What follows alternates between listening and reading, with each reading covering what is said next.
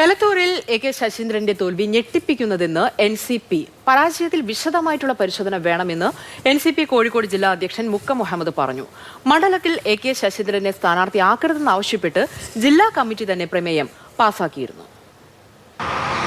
UDF തരംഗം ആഞ്ഞടിച്ചപ്പോൾ കോഴിക്കോട് ജില്ലയിൽ ബേപ്പൂർ മാത്രമാണ് ഇടതുപക്ഷത്തിന് നിലനിർത്താൻ കഴിഞ്ഞത്. അപ്പോൾ എന്നോടൊപ്പം കോഴിക്കോട് LDF-ന്റെ കൺവീനർ അതുപോലെ NCP-SP-യുടെ ജില്ലാ അധ്യക്ഷനാണ് ചേരുന്നത്.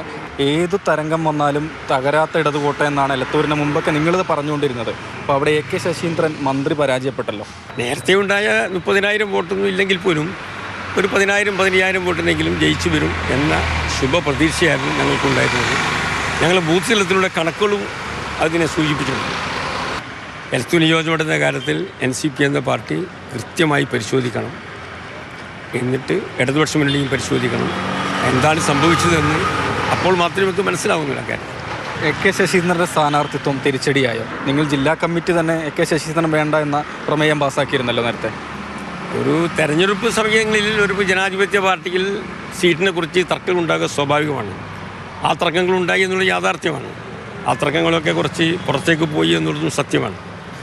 പക്ഷേ കേന്ദ്ര നേതൃത്വം ശശീന്ദ്രനെ സ്ഥാനാർത്ഥിയായി പ്രഖ്യാപിച്ചപ്പോൾ ഞങ്ങൾ നേരത്തെ ഉണ്ടായ തർക്കങ്ങളെല്ലാം തന്നെ പരിപൂർണമായി മാറ്റിവെച്ചു. NCP-യുടെ ജില്ലാ കമ്മിറ്റി എലത്തൂർ നിയോജകമണ്ഡലത്തിൽ കേന്ദ്രീകരിച്ച് ഇടതുപക്ഷ പ്രസ്ഥാനത്തോടൊപ്പം കൂട്ടിച്ചേർന്ന് പ്രവർത്തിച്ചിട്ടുണ്ടായിരുന്നു. അവിടെ അതിനൊന്നും അപഘാതം ഉണ്ടായിട്ടില്ല. കഴിഞ്ഞ 50 വർഷക്കാലമായി ഈ ജില്ലയിൽ ഞങ്ങൾക്ക് MLA ഉണ്ടായിരുന്നു.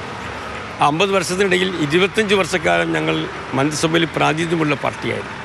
പാർട്ടി ചെറുതാണെങ്കിലും ഈ സൗഭാഗ്യങ്ങൾ 50 കൊല്ലം അനുഭവിച്ച രാഷ്ട്രീയ പ്രസ്ഥാനമാണ് ഞങ്ങൾ. പാർട്ടിയിൽ ഏതായാലും തുടർ തർക്കങ്ങളും ഭിന്നതകളും ഉണ്ടാകുമെന്ന കാര്യത്തിൽ ഉറപ്പാണ്. തർക്കിച്ച് നിൽക്കാൻ ഇനി സമയമില്ല. കാരണം എന്താ വെച്ചാൽ MLA ഇല്ല. പാർട്ടി സംസ്ഥാനത്തിനകത്ത് നിയമസഭയിൽ അംഗമില്ലാത്തൊരു പാർട്ടി ഉണ്ടാകുന്ന ഒരുപാട് പ്രയാസങ്ങളുണ്ട്. എലത്തൂരിൽ NCP-SP-യുടെ ജില്ലാ കമ്മിറ്റി അറിയിച്ച എതിർപ്പ് മറികടന്നുകൊണ്ടാണ് എ.കെ. ശശീന്ദ്രനെ വീണ്ടും സ്ഥാനാർത്ഥിയാക്കി നിർത്തിയിരുന്നത്. ഇക്കാര്യങ്ങളിലൊക്കെ തുടർ ചലനങ്ങൾ ആ പാർട്ടിയിൽ ഉണ്ടാകുമെന്ന കാര്യത്തിൽ യാതൊരു സംശയവുമില്ല.